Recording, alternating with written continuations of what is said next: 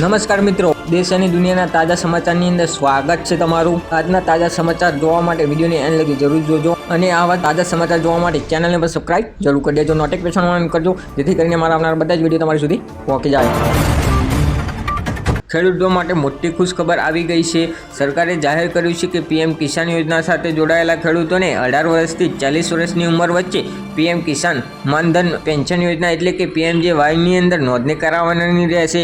આમાં તમને 60 વર્ષની ઉંમર પછી તમને દર મહિને 3000 રૂપિયા એટલે કે દર વર્ષે 36000 રૂપિયાનું પેન્શન મળશે। નોંધણી માટે કોઈ અલગ દસ્તાવેજની જરૂર નહીં પડે। આખી પ્રક્રિયા ખૂબ જ સરળ છે। એટલે કે મિત્રો, ખેડૂત મિત્રો, જો પીએમ કિસાનની અંદર તમે નોંધાયેલા છો તો તમારે 10 થી 40 વર્ષની અંદર માનધન પેન્શન યોજનાની અંદર રજીસ્ટ્રેશન કરાવવાનું રહેશે। તેમાં તમારે કોઈ ડોક્યુમેન્ટ લાગશે નહીં। તમારી બધી જ પ્રક્રિયા સરળ રીતે થાય છે, તો તમારે અરજી કરાવી લેવાની રહેશે।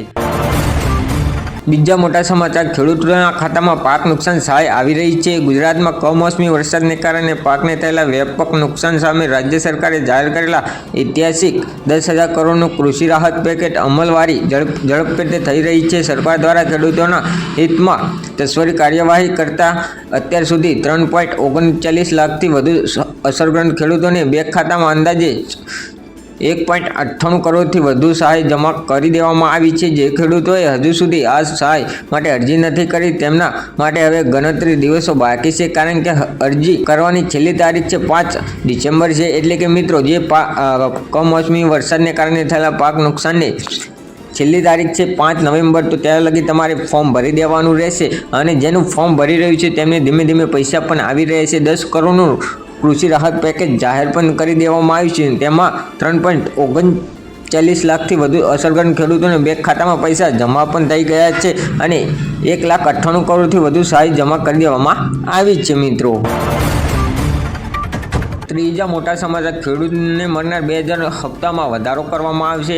કેન્દ્ર સરકારે 2026-27 માટે બજેટ તૈયાર કરવાની લાંબી બહુદરીય પ્રક્રિયા શરૂ કરી છે। આ મહિનાઓમાં સુધી ચાલનારી કવાયતનું નેતૃત્વ નાણાં મંત્રાલય ફોર્મ કરે છે અને તેમાં નીતિ આયોગ સંબંધિત મંત્રાલયો, રાજ્યો અને ક્ષેત્રીય હિસ્સેદારોનો સમાવેશ થાય છે। આ વર્ષ બજેટમાં ખેડૂતોને લગતી મોટી જાહેરાત સામેલ હોઈ શકે છે।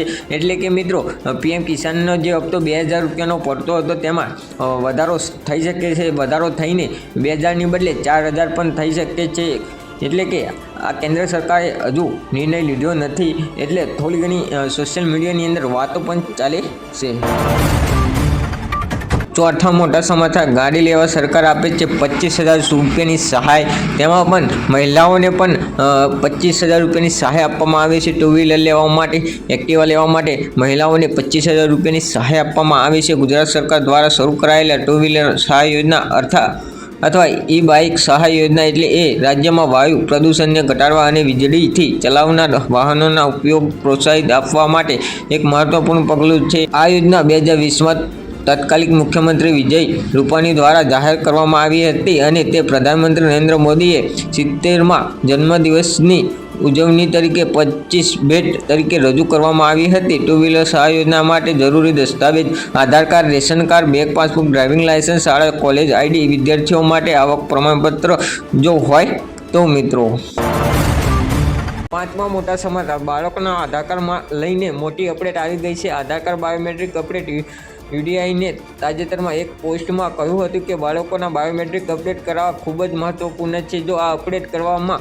ના આવે તો ભવિષ્યમાં કોઈપણ પ્રકારના અભ્યાસ અથવા સ્પર્ધાત્મક પરીક્ષા માટે નોંધણી સમસ્યાઓ આવી શકે છે। આજના સમયમાં આધાર કાર્ડ અને મહત્વપૂર્ણ દસ્તાવેજો બની ગયું છે। ભલે ને નાગરિકનો પુરાવો નથી, પરંતુ સરકારની કામગીરી સહિત ઘણા મહત્વપૂર્ણ કામો માટે તે ફરજિયાત છે। શાળામાં પ્રવેશથી લઈને બેંક ખાતું ખોલાવવા સુધી દરેક જગ્યાએ આધાર કાર્ડની જરૂર પડે છે। પરંતુ શું તમે જાણો છો કે 5 વર્ષ અને 15 વર્ષની ઉંમરના બાળકોને આધાર કાર્ડને અપડેટ કરવું ફરજિયાત થઈ ગયું છે? મિત્રો,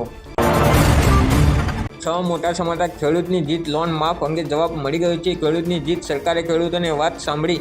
આજે કિસાન સહાય સમિતિ કમિશનરો અને કૃષિ મંત્રાલય જીતુભાઈ વાઘેલા વચ્ચે બેઠક થઈ હતી. કિસાન સહાય સમિતિ 3 માંગની લેખિતમાં આપી. કૃષિમંત્રીએ પોઝિટિવ જવાબ આપતા કહ્યું કે ત્રણેય માંગણી પર વિચાર કરીને ખેડૂતોનું હિત કરવાનો પ્રયાસ જરૂર કરીશું.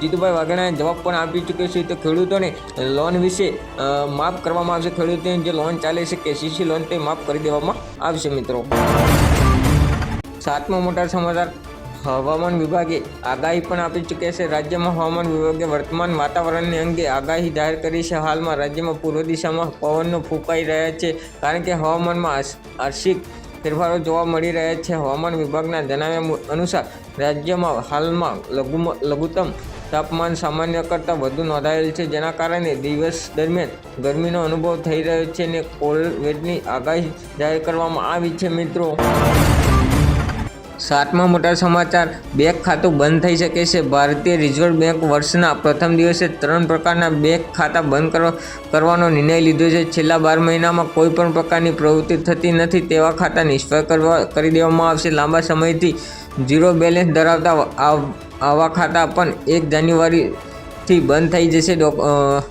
ડોરમેન્ટ એકાઉન્ટ આ એક એવું એકાઉન્ટ છે જેમાં 2 વર્ષ કે તેથી વધુ સમયથી કોઈ વ્યવહાર થયો નથી. મિત્રો એટલે કે જો તમે બેંક એકાઉન્ટના અન્ય અંદર લેવડ દેવડ નહીં કરતા તો તમારું બેંક એકાઉન્ટ બંધ કરી દેવામાં આવશે.